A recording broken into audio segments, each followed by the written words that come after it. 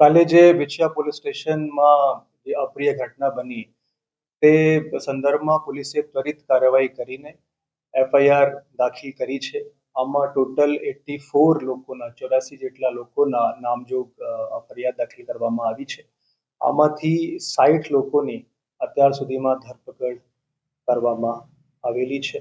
Police પોતાનું કામ બહુ સારી રીતે કરી રહી છે. કાલે જે રીતે બહાદુરીપૂર્વક પોલીસે પોતાનું કામ કર્યું છે અને જે ટોળા આક્રમક થઈ ગયું હતું અને જે આરોપીઓ પોલીસ સ્ટેશનમાં હતા આ લોકોને પણ કોઈ હાનિ થઈ શકતી હતી એને એકદમ રોકીને પોલીસે સંયમ પણ રાખ્યું અને જ્યારે ટોળા જે આક્રમક થયા તો એના વિરુદ્ધમાં જે મિનિમમ ફોર્સ યુઝ કરીને ટોળાને ડિસ્પર્સ કરવાની કામગીરી કરવામાં આવી અને જે આમાં આરોપીઓ હતા જે ટોળાના ભાગરૂપે ત્યાંથી પથ્થરબાજી કરતા હતા એ લોકોના વચ્ચે જઈને આ લોકોને પકડીને બહુ સારી કામગીરી પોલીસ દ્વારા કરવામાં આવી છે.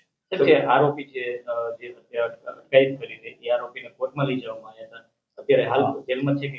આમાં જે 60 આરોપીઓની ધરપકડ કરી છે આમાંથી 58 જેટલા આરોપીઓને કોર્ટમાં આજે પ્રોડ્યુસ કરવામાં આવ્યા છે.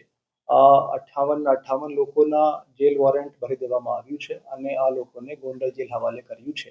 જે બે મેઇન આરોપીઓ છે મુકેશ રાજપરા અને બીજા નવનીત સોલંકી, આ બંને આમાં મેઇન સૂત્રધાર છે. આ લોકોની રિમાન્ડની કાર્યવાહી આજે સાંજે નામદાર કોર્ટમાં કરવામાં આવશે.